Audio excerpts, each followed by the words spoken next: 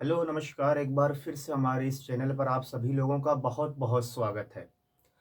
आज का जो हमारा टॉपिक रहने वाला है वो कक्षा 10 सामाजिक विज्ञान का जो नागरिक शास्त्र का पार्ट है उसका पहला चैप्टर सत्ता की साझेदारी।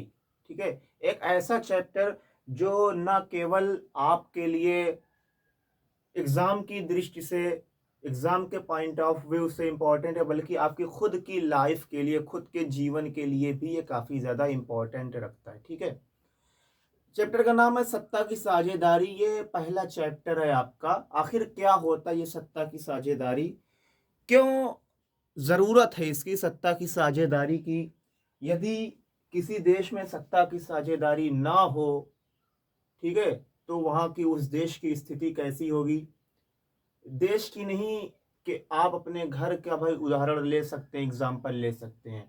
ठीक है, अगर किसी देश में सत्ता की साझेदारी हो तो वहां पर किस तरीके का एग्जाम्पल रहेगा, किस तरीके का सामाजिक माहौल रहता है, और अगर किसी देश में सत्ता की साझेदारी ना हो तो वहां पर किस तरीके का माहौल रहता है, इसी के बारे में इस चैप्टर में हम लोग पढ़ेंगे। सत्ता की साझेदारी, सत्ता यानी कि जो सरकार होती है। ठीक है, अब देखिए हमारे देश में पीएम मोदी है, भाजपा की सरकार है। ठीक है, तो आप देखेंगे उनकी पार्टी में हिंदू भी आएगा, कोई मुस्लिम भी रहेंगे। ठीक है, ऊंची जाति के लोग भी रहेंगे, नीची जाति के लोग भी रहेंगे। ठीक है, तो सत्ता की साझेदारी के, सत्ता का मतलब आप सरकार समझ सकते हैं, किसी भी देश की सरकार में। ठीक है, यदि वहां के सभी जाति, यानी कि चाहे वो ब्राह्मण हो चाहे क्षत्रिय हो, ठीक है, जिसे कहते हैं यादव समाज से हो, या पंडित समाज से, ब्राह्मण समाज से हो, या निम्न जाति से हो। ठीक है, देखिए सत्ता की साझेदारी में यहाँ पर क्या लिखा है। जब किसी शासन व्यवस्था में, यानी कि जो किसी देश में सरकार शासन कर रही है उस व्यवस्था में हर सामाजिक समूह, अमीर भी उसमें शामिल हो, गरीब भी शामिल हो। ठीक है, उत्तर प्रदेश के रहने वाला भी उसमें शामिल हो, मध्य प्रदेश के रहने वाला भी, कोई उसमें मतलब भेदभाव ना हो। ठीक है, जब किसी शासन व्यवस्था में हर सामाजिक समूह एवं समुदाय की भागीदारी होती है, उसी को सत्ता की साझेदारी कहते हैं। जैसे हम समझाएं, सत्ता की साझेदारी आप ऐसे समझ सकते हैं, जब कोई सरकार बनती है तो उसमें यह ना हो कि अब कोई सरकार बनी तो उसमें केवल सभी ब्राह्मण लोगों को भर दिया गया, ऐसा नहीं, तो उसे सत्ता की साझेदारी नहीं कहेंगे। ऐसी शासन व्यवस्था जिसमें, ऐसी शासन व्यवस्था जिसमें समाज के सभी समूह, ठीक है, समूह का मतलब अब वो अमीर हो चाहे गरीब हो, चाहे हिंदू हो चाहे मुस्लिम हो, ठीक है, चाहे सिख हो चाहे यहूदी हो चाहे ईसाई हो, किसी भी धर्म से संबंध रखता हो, किसी भी जाति से संबंध रखता हो, ऐसी शासन व्यवस्था जिसमें सभी प्रकार के सामाजिक समूह या समुदाय होते हैं। ठीक है, जैसे हमने उदाहरण के लिए दिख बताया कि आपको अब मोदी जी की पार्टी भाजपा है, तो उसमें आपको हिंदू भी देखने को मिलेंगे, मुस्लिम भी देखने को मिलेंगे, ईसाई भी देखने को मिलेंगे, और सिख भी देखने को मिलेंगे। ठीक है, जैसे बहुत सा, तो ठीक है, उसमें पंडित भी आपके उस पार्टी में है। ठीक है, आपको यादव भी देखने को मिलेंगे, आपको कुमार भी देखने को मिलेंगे, आपको सिंह भी देखने को मिलेंगे। ठीक है, जब किसी शासन व्यवस्था में हर सामाजिक समूह एवं समुदाय की भागीदारी होती है, ठीक है, यानी कि इसमें यह नहीं देखा जाता कि आप किस जाति से हैं, ठीक है, आप उर्दू बोलने वाले हैं कि हिंदी बोलने वाले, ठीक है, आप उत्तर प्रदेश के हैं कि मध्य प्रदेश के, ये सब नहीं देखा जाता। ठीक है, सभी समूह और सभी जाति, सभी धर्म के लोगों की भागीदारी इसमें होती है, यानी कि साझेदारी होती है। ठीक है, उसे हम क्या कहते हैं, सत्ता की साझेदारी। ऐसी शासन व्यवस्था जिसमें समाज के सभी समूह और समुदाय की भागीदारी होती है। ठीक है, यानी कि उसमें जात पात धर्म ये सब न देखा जाए। ठीक है, उसमें सभी लोगों की भागीदारी हो। ठीक है, और सत्ता की साझेदारी ही लोकतंत्र की आत्मा कहलाती है।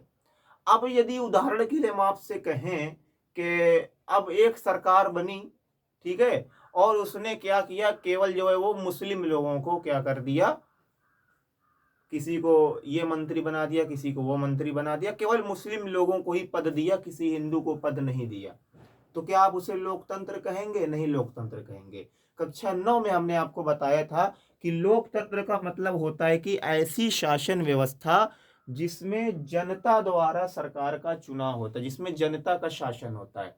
अब यदि सरकार में, सत्ता में, शासन व्यवस्था में सभी लोग मुस्लिम हो या सभी लोग हिंदू हो, सभी लोग ब्राह्मण हो, किसी एक जाति का उसमें वो हो, ठीक है, किसी एक जाति के लोग सब पद पर हों, तो क्या करेंगे, वो केवल अपनी जाति के लिए काम करेंगे, अपने लिए सिर्फ काम करेंगे, ठीक है। तो सत्ता की साझेदारी ही लोकतंत्र का मूल मंत्र होती है। और इससे क्या होता है कि पूरा देश की अखंडता बची रहती है।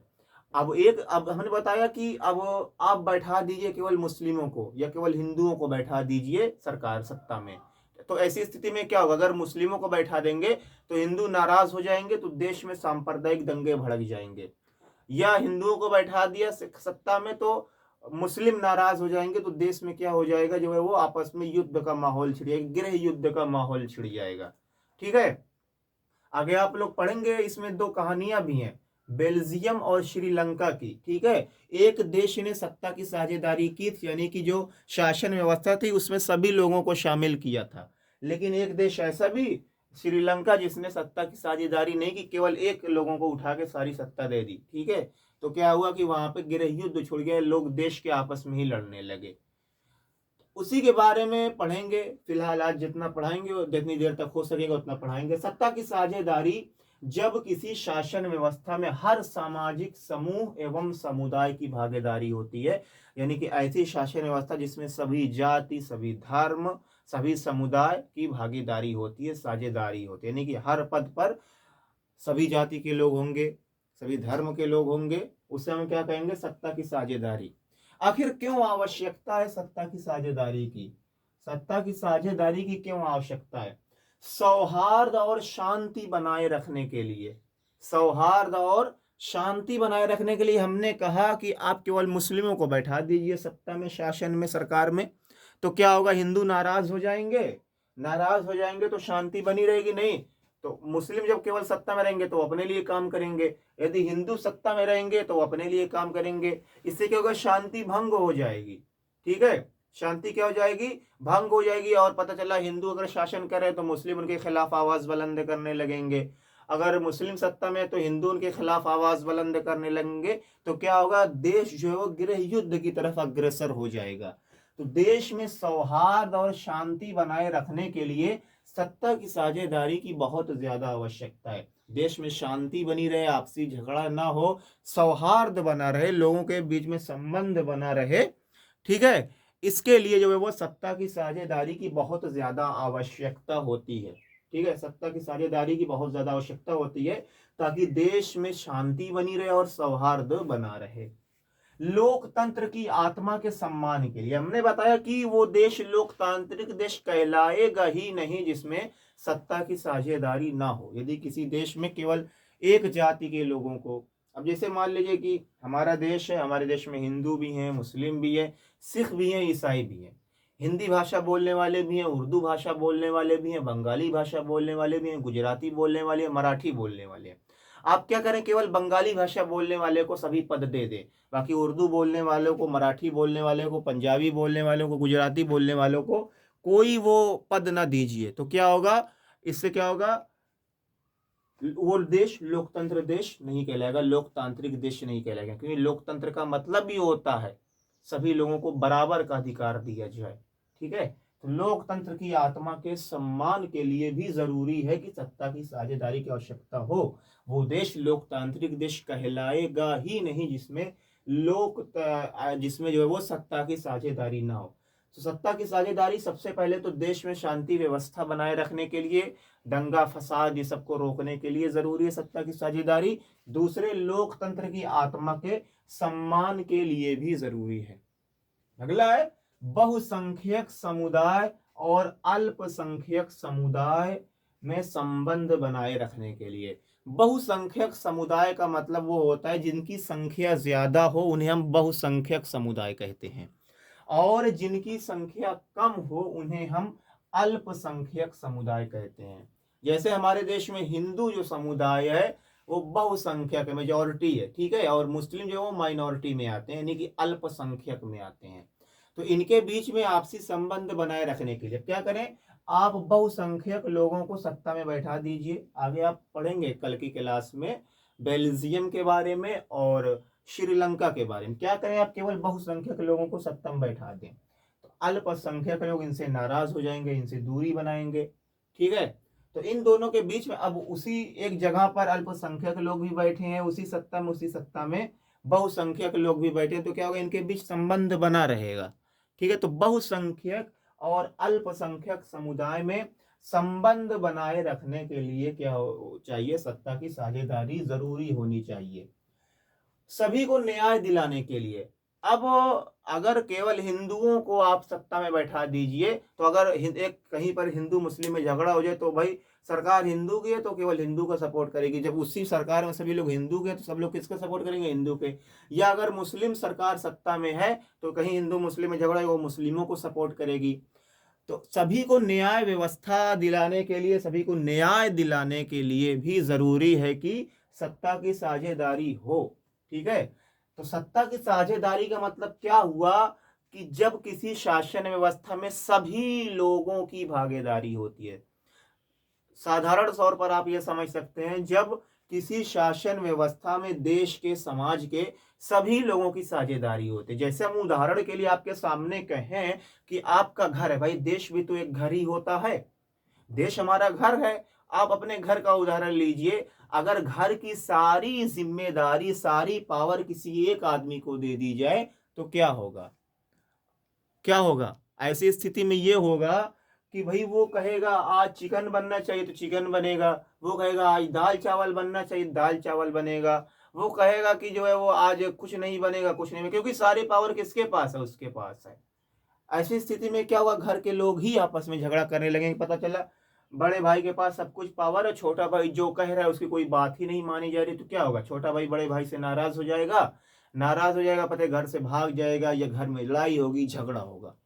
ठीक है, तो उसी तरीके से हमारा देश यदि सारी पावर सारी जो का सारा कंट्रोल है किसी एक जाति को दे दिया जाए, किसी एक समुदाय को दे दिया जाए, तो बाकी जो समुदाय के लोग हैं उनका कहा माना ही नहीं जाएगा।